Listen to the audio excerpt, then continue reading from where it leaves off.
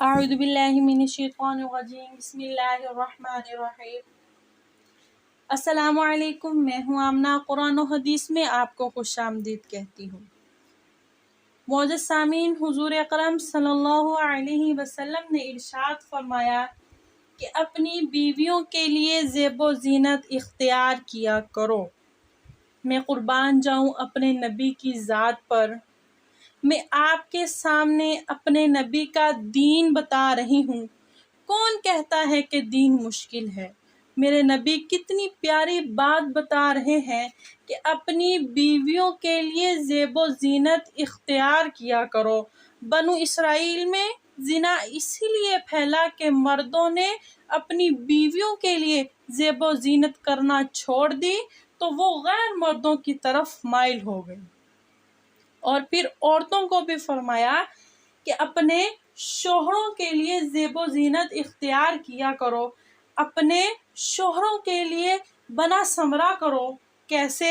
نبی کریم صلی اللہ علیہ وسلم نے فرمایا کہ جنت کی حور اپنے خامند کے لیے ایسے تیار ہوتی ہے جیسے ام سلمہ رضی اللہ تعالی عنہا میرے لیے تیار ہوتی ہے۔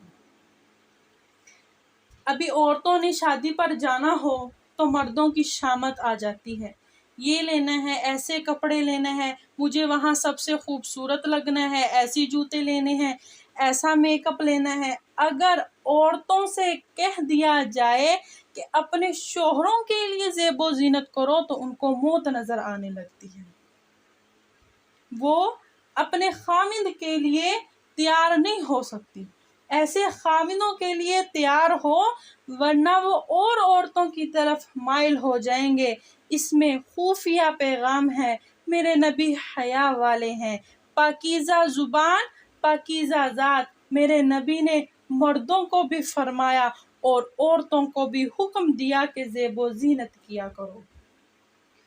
بنو اسرائیل میں اسی وجہ سے فحاشی پھیلی اور عورتوں کو اشارتاً فرمایا اور مردوں کو صراحتاً فرمایا کہ اپنی بیویوں کے لیے زیب و زینت کرو اور بیویاں اپنے شوہروں کے لیے زیب و زینت کریں اور ایسے کریں جیسے ام سلمہ رضی اللہ تعالی عنہا میرے نبی کے لیے تیار کی ہوتی تھی۔ جب حضرت فاطمہ رضی اللہ تعالی عنہا کی شادی ہوئی اور نکاح ہو گیا، رخصتی کچھ روایات میں آتا ہے کہ 1 ماہ کے بعد، 2 ماہ بعد، 6 ماہ بعد، اور کچھ میں آتا ہے کہ 1 سال بعد حضرت فاطمہ رضی اللہ تعالی عنہا کی رخصتی ہوئی۔ لیکن زیادہ صحیح جو روایات ہے وہ یہ ہے کہ کچھ عرصے کے بعد رخصتی ہوئی، فوراً نکاح کے فوراً بعد رخصتی نہیں ہوئی۔ تو جب حضرت علی رضی اللہ تعالی عنہ نے رخصتی کا پیغام بھیجا ام ایمن کے ذریعے تو حضور اکرم صلی اللہ علیہ وسلم نے ام حفصہ رضی اللہ تعالی عنہا، ام سلمہ رضی اللہ تعالی عنہا اور اما عائشہ صدیقہ رضی اللہ تعالی عنہا ان تینوں سے فرمایا کہ تم جانتی ہو کہ مجھے میری بیٹی فاطمہ کتنی محبوب ہے، میری بیٹی کو دلہن بناؤ۔ اللہ اکبر! میری بیٹی کو تیار کرو، دلہن بناؤ۔ میں آپ کے سامنے اپنے نبی کا دین بتا رہی ہوں، یہ اپنے آپ سے کوئی بات نہیں بتا رہی، بے پردگی نہیں، بے حیائی نہیں، زیب و زینت دین کا حصہ ہے، میرے نبی کی شریعت ہے، میرے نبی کا دین ہے۔ میرے نبی کتنا خوبصورت دین لے کر آئے، ایک خوبصورت زندگی لے کر آئے۔ پتہ نہیں ہم نے کیا عجیب و غریب دین کے فلسفے نکال لیے۔ قربان جاؤں اپنے نبی کی ذات پر، انہوں نے کتنا آسان دین لا کر ہمیں دیا۔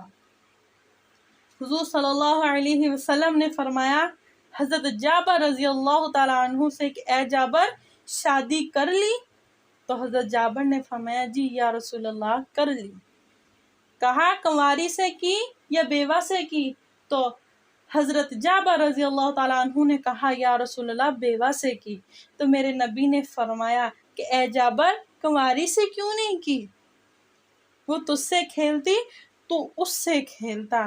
میں آپ کو اپنے نبی کے دین کے کچھ نہر و نگار اور کچھ خندخال بتانا چاہتی ہوں جسے یہ دنیا بے حیائی کا نام دیتی ہے، مگر اس بات کا یہ بالکل مطلب نہیں ہے کہ آپ غیر مردوں کے لیے، غیر عورتوں کے لیے زیب و زینت اختیار کرو۔ بیویاں اپنے شوہروں کے لیے اور شوہر اپنی بیویوں کے لیے زیب و زینت اختیار کریں اور حلال استعمال کریں۔ میرے نبی نے کبھی میلا کپڑا نہیں پہنا، پرانا کپڑا ضرور پہنا ہے مگر میلا کپڑا نہیں پہنا۔ پابند لگا ہوا کپڑا میرے نبی نے اپنی زندگی میں ضرور پہنا ہے مگر میلا کپڑا نہیں پہنا، اور آپ کے بدن مبارک سے پسینے کی ایسی خوشبو آتی تھی جیسے مشک سے خوشبو آتی ہو۔ دنیا کا سب سے مہنگی خوشبو مشک ہے۔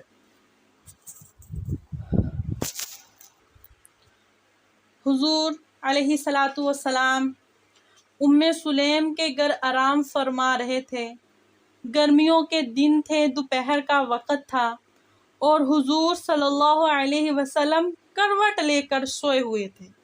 جب آپ کی آنکھ کھلی تو آپ نے دیکھا کہ ام سلیم حضور صلی اللہ علیہ وسلم کی کوہنی کے نیچے بوتل رکھ کر بیٹھی ہوئی ہیں۔ تو حضور صلی اللہ علیہ وسلم نے کہا کہ ام سلیم کیا کر رہی ہو؟ تو ام سلیم نے فرمایا کہ حضور صلی اللہ علیہ وسلم آپ کا پسینہ جمع کر رہی ہوں، یہ مشک سے زیادہ خوشبودار ہوتا ہے۔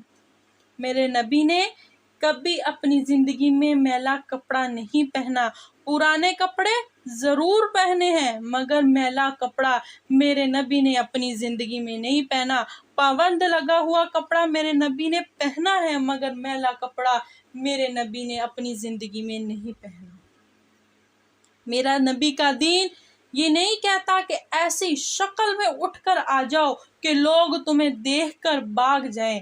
جب کسی مجلس میں جاؤ تو اپنے آپ کو صاف ستھرا کر کے جاؤ، اپنے آپ کو بنا سنوار کر جاؤ تاکہ مجلس میں ہر دیکھنے والا انسان آپ سے متاثر ہو، آپ کے پاس بیٹھنے کی خواہش کرے، ایسا نہ ہو کہ وہ آپ کو دیکھ کر بھاگ جائے۔ میرے نبی نے فرمایا سب سے زیادہ عزت دو،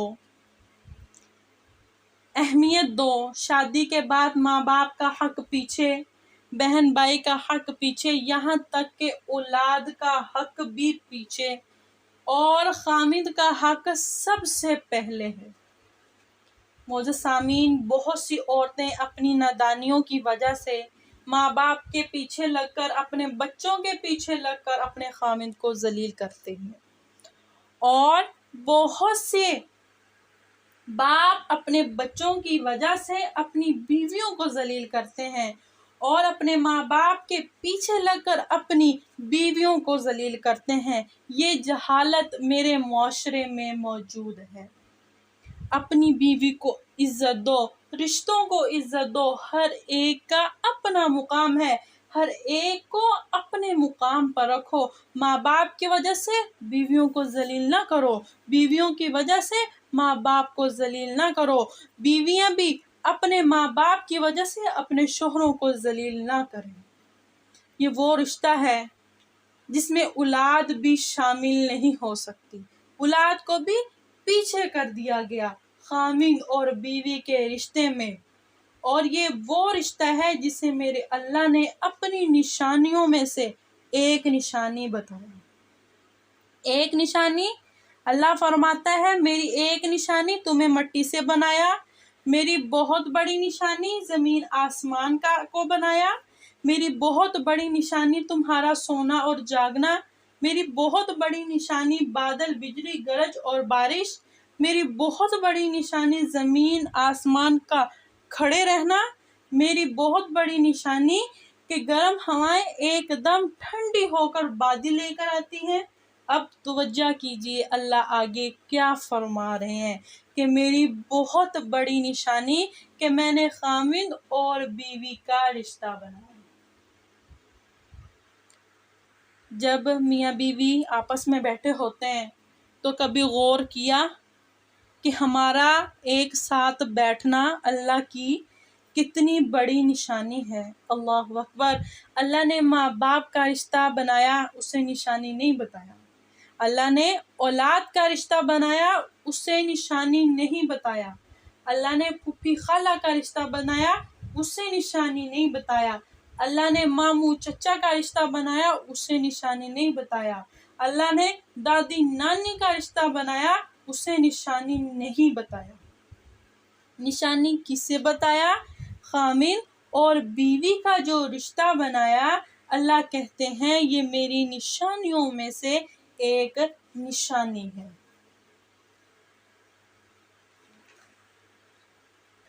اور اس رشتے کو باقی رکھنے کے لیے کروڑوں آیات، سینکڑوں آیات موجود ہیں۔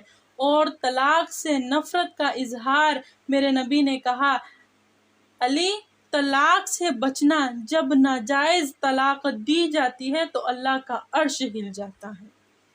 ضرورت کی وجہ سے طلاق دی بھی جا سکتی ہے اور لی بھی جا سکتی ہے۔ بہت سی بچیاں نہیں گزارا ہو رہا، خاوند بدتمیز ہے، یہ سسرال ظالم ہے، وہ کہتی ہے اماں میرا گزارا نہیں ہو رہا، میری جان چھڑوا دو۔ ماں کہتی ہے کہ ہرگز نہیں، وہاں پر گزارا کرنا ہے، یہی رہنا ہے۔ ماں باپ یہ اپنی بچیوں پر ظلم کر رہے ہیں۔ یہ ماں باپ کا اپنی اولاد پر ظلم ہے۔ ماں باپ کہتے ہیں ایک دفعہ کر دیا، بس یہاں ہی رہنا ہے، جیسے مرضی زندگی گزارو، پیچھے مڑ کر نہیں دیکھنا۔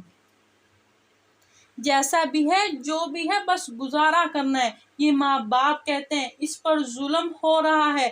ماں باپ بھی جابر ہو کر کہہ رہے ہیں کہ نہیں، پیچھے نہیں دیکھنا، یہاں ہی گزارا کرنا ہے۔ تمہیں بعد میں کون پوچھے گا؟ بعد میں رشتہ کہاں سے آئے گا؟ تمہاری شادی کہاں سے کریں گے؟ اللہ کے بندو، ابھی تو اسے ذبح ہونے سے بچاؤ۔ کل کے بارے میں سوچنے کے لیے اللہ نے ہمیں حق ہی نہیں دیا کہ ہم کل کے بارے میں سوچیں۔ کل کو آنے تو دو، پتہ نہیں کل کا دن ہے بھی ہمارے مقدر میں یا نہیں۔ ہم کل کے لیے اپنی بچیوں کو ذبح کر دیتے ہیں۔ معزز سامعین، گھروں کی آبادی پیسوں سے نہیں، اچھی اخلاق سے ہوتی ہے، اور گھروں کی بربادی پیسوں کی کمی سے نہیں بلکہ برے اخلاق سے ہوتی ہے۔ اس معاشرے میں اتنی جہالت ہے، بیٹی پیدا ہونے پر طلاقیں ہو رہی ہیں کہ بیٹی کیوں پیدا ہوئی؟ معزز سامعین، میرے نبی نے اس جہالت کو ختم کیا تھا، اور آج ہم پھر وہی کام کر رہے ہیں۔ جس جہالت کو ختم کرنے کے لیے میرے نبی نے دن رات محنت کی اور اس جہالت کو ختم کیا، آج ہم پھر اسی راستے میں نکل پڑے ہیں جہاں سے ہمارے نبی بڑی مشقت اور محنت کے بعد ہمیں نکال کر لے کر آئے تھے۔ بیٹی زحمت نہیں ہے، بیٹی رحمت ہے۔ اللہ اسی انسان کو بیٹی دیتا ہے جس کو وہ پسند کرتا ہے۔ ہر کسی کے قسمت میں بیٹی نہیں ہوتی۔ ایک مرد کو ہر قدم پر عورت کی ضرورت ہوتی ہے، اسے اس دنیا میں آنے کے لیے ایک عورت کی ضرورت ہوتی ہے۔ پیدا ہو گئے تو ماں کے روپ میں بھی اسے عورت کی ضرورت ہوتی ہے۔ جوان ہوئے تو بیوی کے روپ میں اسے عورت کی ضرورت ہوتی ہے۔ مرد عورت کے بغیر مکمل نہیں ہے۔ تو پھر ہم آج کیوں بیٹیوں کی پیدائش پر ہمارے چہرے سیاہ ہو جاتے ہیں؟ اللہ ہمیں عورتوں کی عزت کرنے کی توفیق دے۔ اللہ ہمیں بیٹیوں سے پیار کرنے کی توفیق عطا فرمائے۔ اللہ مجھے بھی اور آپ کو بھی عمل کی توفیق نصیب فرمائے۔ آمین۔ وآخر دعوانا ان الحمد للہ رب العالمین۔